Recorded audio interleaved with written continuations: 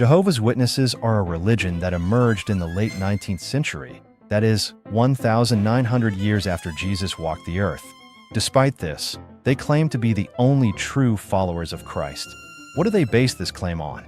In order to build a bridge between the earliest followers of Christ and the first followers of Charles Taze Russell, Jehovah's Witnesses appeal to the doctrine of the Great Apostasy. In this video, I will show you what the doctrine of the Great Apostasy consists of and what its argumentative cracks and inconsistencies are. Are you ready?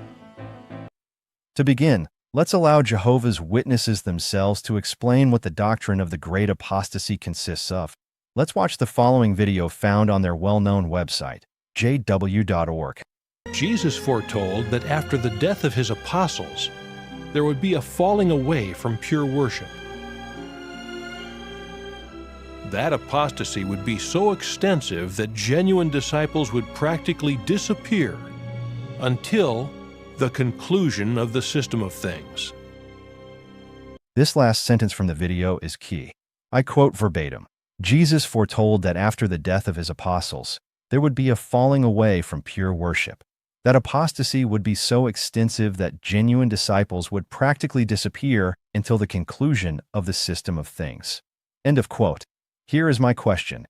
In which verses of the Gospels is it written that Jesus said that after the death of the apostles, many would abandon pure worship, and that this apostasy would be so extensive that true disciples would practically disappear until the conclusion of the system of things?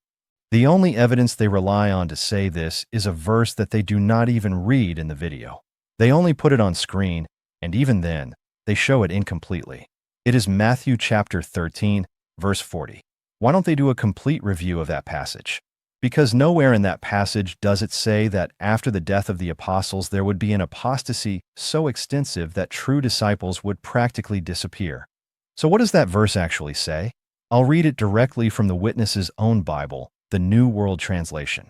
Therefore, just as the weeds are collected and burned with fire, so it will be in the conclusion of the system of things.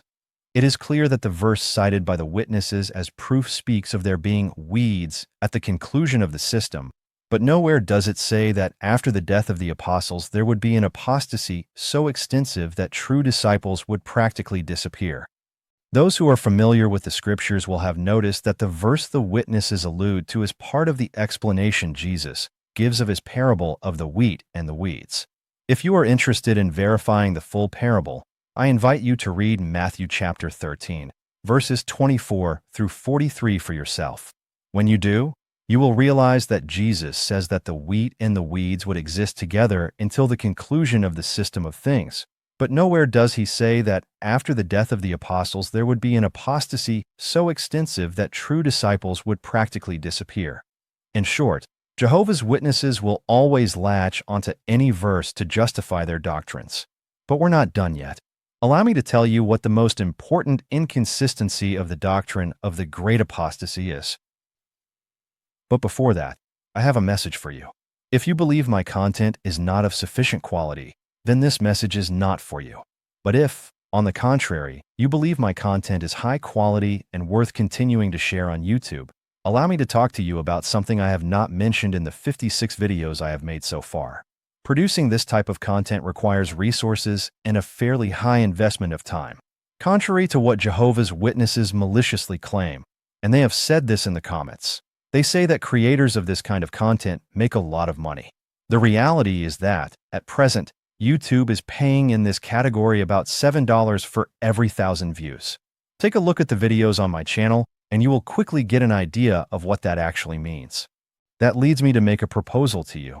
If you value my content, if it is within your means to set aside $1 a month by becoming a channel member, you will not only be supporting me so that I can continue producing this kind of content, but you will also gain access to special material. This special material, available only to channel members, will address directly and in depth those topics that the algorithm does not like to promote. I am referring to issues such as abuse of minors within Jehovah's Witnesses, the consequences of refusing blood transfusions, and so on.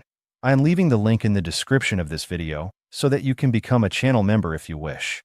And if that is not possible for you, I invite you to continue enjoying the content that I will keep publishing regularly. With that said, let's return to the topic. In the Witnesses video, they claim that the so-called Great Apostasy began with the death of the apostles. For that reason, they do not usually give much value to the testimony of 2nd or 3rd century Christians of our era, such as Justin Martyr, Irenaeus, Theophilus of Antioch, Origen, Tertullian, and others. Or rather, let me refine what I just said. They value the testimony of these early Christian writers only on those points that agree with their own doctrines. But if anything those early Christians wrote does not align with their teachings, which happens quite often, they dismiss it by labeling it apostate. The inconsistency in this viewpoint held by Jehovah's Witnesses is that it was precisely those Christians whom they consider apostates who selected the books that today make up the New Testament of the Bible. And not only that, it is from those supposedly apostate Christians that all the information surrounding these books has come down to us. For example, who wrote each book and when it was written. But for you to fully understand this subject, allow me to talk to you about the canon of the New Testament. Canon is a word of Greek origin that meant rule, measuring rod, standard, or criterion. When we speak of the biblical canon, we are referring to the official list of books considered inspired by God. In Western Christianity, the New Testament canon is made up of 27 books. But how is it concluded that those 27 books are inspired by God? After the death of Jesus, dozens of books began to circulate that narrated his life and teachings, as well as letters attributed to Jesus' apostles and Christian prophetic writings. As a result, the congregations or churches of that time faced the following problem: which texts are authentic and which are not? For example, in the 2nd century, in addition to the canonical Gospels of Matthew, Mark, Luke, and John, there were many others, such as the Gospels according to Thomas, Peter, Philip, and so on. It was toward the end of the 2nd century, long after the death of the apostles, that Irenaeus proposed that there were only 4 canonical Gospels: Matthew, Mark, Luke, and John. Even so, the issue continued to be debated for many years. Later, in the 3rd century, that is, according to Jehovah's Witnesses, well into the Great Apostasy, Origen gives us a picture of the consensus that existed in the Christianity of his time regarding the New Testament canon. The situation was that there was consensus on the inspiration of 21 of the books that are currently part of the canon, but there was still debate about the inspiration of 2 Peter, 2nd and 3rd John, James, and Jude, as well as the book of Revelation. There were also doubts as to whether Paul was truly the author of the letter to the Hebrews. In addition, there were questions about other books that ultimately did not become part of the canon. It was much later, after the supposed Great Apostasy spoken of by the Witnesses had already begun, in the year 367 of our era, that Athanasius of Alexandria listed for the first time the exact 27 books that we now know as the New Testament. But this does not mean that their acceptance was universal. It is true that the councils of Hippo and Carthage, held during the 4th century itself, confirmed the 27 books cited by Athanasius. However, these councils were regional, not universal. So much so that the Eastern churches that formed after the schisms of the 5th and 11th centuries developed canons that were slightly different from the one that developed in the West. Centuries had to pass before the Catholic Church defined a final list of canonical books. This did not occur until the 16th century, during the Council of Trent. Here it is important to note that the Protestant canon differs from the Catholic canon in the Old Testament. However, in the New Testament, both Catholics and Protestants share the same canon. The early leaders of the Bible students, the movement that eventually became Jehovah's Witnesses, being of Protestant origin, inherited that same canon. Now that you have a clearer idea of how the biblical canon was established, we can move on to our main point. The biblical canon was established by people whom Jehovah's Witnesses consider apostates. And that fact alone undermines the doctrine of the Great Apostasy, which is key to understanding the historical narrative invented by Jehovah's Witnesses. But there's more. Christians from the 2nd century onward, Christians whom Jehovah's Witnesses label as apostates, were not only decisive in selecting which books would belong to the canon, they were also decisive in establishing who wrote each book and when it was written. And it is the criteria of these early Christians that Jehovah's Witnesses themselves still rely on today. Let me explain.